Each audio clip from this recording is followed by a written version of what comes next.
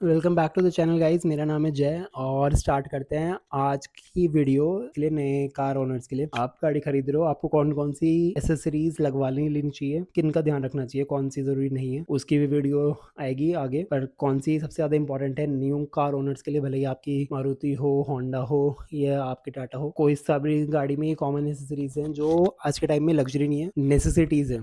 तो ध्यान रखना। शुरू करते हैं।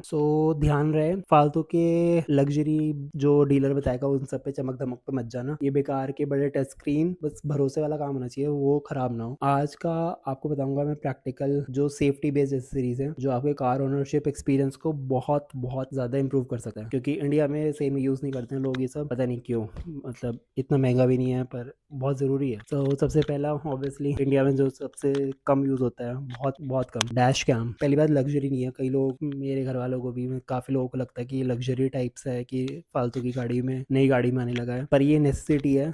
ये आपको रोड पे सेफ रखेगा। गलती से भी अगर आपका एक्सीडेंट हो जाए, ट्रैफिक पुलिस ने रोक लिया, फिर आपने इंश्योरेंस क्लेम का चक्कर अगर कभी बना गलती से, तो डैश कैम की जो वैल्यू आपकी जाएगी ना, 4-5 हजार जितने के भी आपके वसूल होंगे पैसे, वो एक ही बारी में आपको समझ आ जाएगा कि क्यों जरूरी था ये। तो ऐसे ही है, 3 हजार, 4 हजार, 5 हजार, 6 हजार, 7 हजार का मिल जाता है। यूजुअली रिकमेंडेड ऑप्शंस आप अपने आप अमेजन वगैरह पे देख सकते हो। मैं किसी को कोई स्पॉन्सर नहीं कर रहा हूँ, मैं तरफ से खाली बता रहा हूँ कि कौन सी एसेसरी आपको लेनी चाहिए कि कौन सी नहीं। तो बेटर है कि आप इसमें 5 हजार से ऊपर वाले लें, क्योंकि उनमें कुछ इंपॉर्टेंट फीचर्स हैं जो आपको मिलेंगे, और बाकियों में, सस्ते वालों में खराबी होने की दिक्कत आ सकती है। नाइट विजन नहीं मिलेगा, नाइट फुटेज बहुत बेकार होता है सस्ते वालों का, और उसमें कुछ दिखता भी नहीं है, तो बेसिकली बेकार ही फुटेज मिलेगा। तो थोड़ा सा 5 हजार से ऊपर ही रखें अपना बजट इसके लिए, और कम से कम 64 या फिर 128 GB वाली कम से कम SD कार्ड रखें, जो 10-15 घंटे की कम से कम रिकॉर्डिंग रख सके, कम से कम। हाल तो इससे ज़्यादा की होनी चाहिए। 256 GB वाला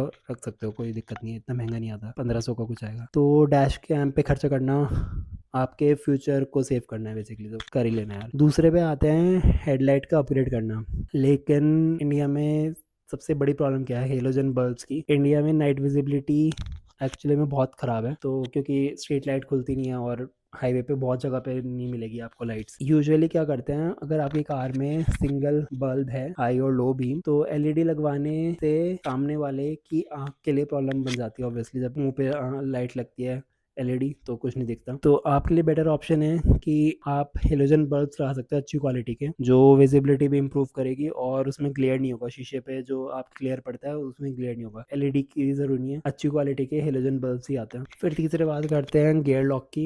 वो पुराने गियर लॉक आते हैं जो अभी भी काफ़ी सेफ्टी के लिए बहुत इंपॉर्टेंट है, और ज़्यादा लोग नहीं यूज़ करते। मैनुअल गाड़ियों के लिए इसमें क्या है कि अभी भी बहुत हद तक ये सेफ रखता है आपको। आफ्टर मार्केट गियर लॉक मिल जाएगा आपको इजीली, जहाँ पे ज़्यादा कॉस्ट नहीं आएगी आपको, और एक शांति मिल जाएगी कम से कम कि मेरी गाड़ी सेफ है। सिंपल सी चीज़ है बट काम की है, ज़्यादा इस पे कुछ बताने का है नहीं। फिर आता है फॉग लाइट चौथे पे। तो कंपनी से ही लगवाओ। बेस वेरिएंट्स में नहीं आता है फॉग लाइट, समाओ पता नहीं क्यों। एक वेरिएंट नीचे वाले से एक ऊपर उठ के आता है आजकल सारी गाड़ियों में। प्रॉब्लम तब होती है कि लोग आफ्टर मार्केट फॉग लाइट्स लगवा लेते हैं, और फिर उसकी वायरिंग खराब हो जाती है, और फिर वो वारंटी वगैरह का झंझट, और ऐसे केसेस खैर आती हैं, वायरिंग वगैरह के झंझट, शॉर्ट सर्किट, और फिर बेकार। तो एक वेरिएंट आपको खरीदना पड़ेगा, महंगा जाओगे बेस वेरिएंट से। तो अगर कंपनी में ऑप्शन है तो उनसे पूछ लो कि फॉग लाइट बेस वेरिएंट में है तो लगवा सकते हैं, एक्स्ट्रा अलग से भी तो मिल जाए तो बेटर है। बट फिर दूसरा ऑप्शन तो आपके पास वही बचेगा कि वेरिएंट ऊपर करो या फिर आफ्टर मार्केट जाओ। 1000-1500 बचाने के चक्कर में महंगा रिस्क हो सकता है अगर फॉग लाइट ना हो, क्योंकि इंडिया में बहुत ज़रूरी है। दिल्ली मेरठ हाईवे पे इतनी दिक्कत होती है, इस पे इतने एक्सीडेंट हो जाते हैं, भले इतना चौड़ा हाईवे है तो भी। फिर आते हैं आपके सबसे इंपॉर्टेंट उस पे, टायर इन्फ्लेटर पे। लंबी ड्राइव पे जा रहे हो आप, टायर इन्फ्लेटर आपको चाहिए। 2 हफ्ते के लिए गाड़ी खरीदी कर दी, आपका टायर में हवा कम हो गई, जल्दी जाना है, नहीं है पेट्रोल पंप रात को नहीं खुला होता, कभी मिलता ही नहीं लड़का कभी उस पर, 6-7 बजे के बाद गायब हो जाते हैं कई सारे। तो ये आप रख सकते हो, डिजिटल इन्फ्लेटर है, प्लग एंड प्ले है, बहुत ईजी है। आपको मॉनिटर भी मिल जाएगा, मॉनिटर अलग से ले सकते हो, जिस पे चारों टायर्स का आपको वो दिख जाएगा। इसमें मैं कोई स्पॉन्सर नहीं करा, आपकी मर्जी है। जो फ्लिपकार्ट अमेजन पे जो भी अच्छा लगे, जिसके हाई रिव्यूज हो, 4 से ऊपर रेटिंग हो, आप जा सकते हो उसके साथ बिना सोच समझे। तो बहुत इंपॉर्टेंट है, कभी भी पंचर हो जाए, कभी हो सकता है नहीं आसपास, तो फटाफट टायर में भरा, कुछ आगे तक चलेगा कम से कम हवा भर के, काफ़ी फ़ायदा है, माइलेज अच्छा आता है, एक बार झंझट नहीं होता, कोई भी चला सकता है, ईजिली यूज़ है, बहुत ईजी यूज़ है, तो देख लेना। फिर छठे पे आते हैं हम वायरलेस जीपीएस ट्रैकर। तो काफ़ी सर पुरानी गाड़ी में तो नहीं है, मेरी में भी नहीं है, डेली यूज़ में है। आउट स्टेशन ट्रिप्स पर जाते हो आप, पेरेंट्स या फैमिली यूज़ कर रहे हैं तो वायरलेस जीपीएस ट्रैकर काफ़ी काम का है आपके। लाइव लोकेशन ट्रैकिंग मिल जाएगी, जियो फेंसिंग अलर्ट्स मिल जाएंगे, राउट हिस्ट्री मिल जाएगी, कहाँ कहाँ से निकले हो आप। बैटरी बैकअप लगभग यही रहता है 10-15 दिन 20 दिन मैक्स टू मैक्स, अच्छी वाली क्वालिटी वालों का, और 1000 से ऊपर का ही होगा। तो ये डिवाइस आपके लिए काफ़ी शांति वाला है कि मन को भाई टेंशन ना हो, कोई घर वाला लेके जा रहा है कहीं भी जा रहा है, पता हो गाड़ी कहाँ से जा रही है कहाँ जा रही है। तो उसके बाद साथ आते हैं हम कार का डस्टर। तो स्क्रैचेस से बचाने के कार डस्टर एक छोटी सी चीज़ है। तो आपको GSM 800 प्लस के कपड़े भी ले सकते हो, उससे भी मार सकते हो, और एक डस्टर हो तो बहुत अच्छा है। सिर्फ ड्राई सरफेस पे यूज़ होता है ये, जोपाटो वाला है, और एक इसके और भी कुछ कंपटीटर्स हैं, मुझे पता नहीं कौन कौन से, पर हैं इसके काफ़ी सारे आ चुके हैं। ज़्यादा रोटेट मत करो, ज़्यादा घिसो मत उस पे, शीशे पे लाइट के वो पड़ जाएंगे, वरना रात को फिर ग्लेयर पड़ेगा।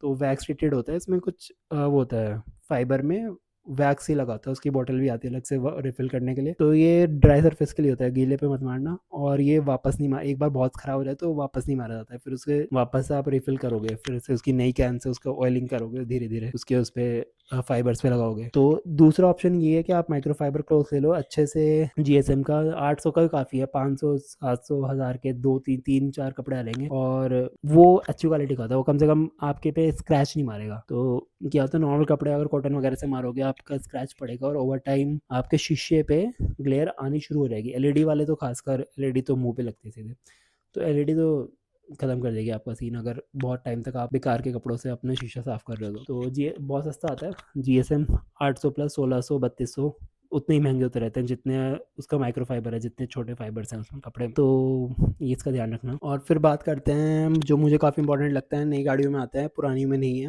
वो 360 पार्किंग कैमरा है। और पुरानी गाड़ियों में नहीं है क्योंकि मैनुअल वाली में तो खास कर नहीं होता, बेस नीचे वालियों में किसी में नहीं होता। तो बहुत ज़रूरी है आज के टाइम में, इट्स नॉट अ लग्जरी, आज के टाइम में बहुत इंपॉर्टेंट है। 360 पार्किंग कैमरा मतलब बहुत बार बचाया है मुझे भी, साइड में जब वो टू टू करना शुरू करती है गाड़ी तो बहुत चैन मिलता है, आपको टेंशन नहीं होती कि कहीं भी टाइट स्पॉट पे हमको पार्किंग करनी है, मार्केट में कहीं पे भी, तो काफ़ी इंपॉर्टेंट रहता है। तो उस पर ज़रूर पैसे वेस्ट कर सकते हो, थोड़ा सा महंगा है इन सबसे, पर ज़रूरी भी है। थर्ड पार्टी में जाओगे वायरिंग की दिक्कत आ सकती है, तो किसी रिस्पेक्टेबल डीलर पे जाना, आलतू फालतू लोगों से ज़्यादा मत करना। आपको मैं अगली वीडियो में बताता हूँ कि कौन सी ज़रूरी नहीं है एसेसरीज और क्यों, जैसे PPF है, एंटी रस्ट वगैरह है। तो मैं आपको बताऊंगा कि जो डीलर्स तो बेचेंगे भाई, डीलर्स का तो काम है बेचना, आपको कुछ भी बेचेंगे वो, पर बहुत सारी चीज़ें इंपॉर्टेंट नहीं है, नए ओनर्स के लिए तो खासकर इंपॉर्टेंट नहीं। नए ओनर्स के लिए मैं तो कहूँगा dash cam, 360 degree parking camera, और टायर इन्फ्लेटर अगर हो सके तो, और कपड़े माइक्रोफाइबर, और अगर आपको वो करना है जोपाटो का वो लेना है डस्टर, वो मेजॉरिटी यही है आपके लिए। और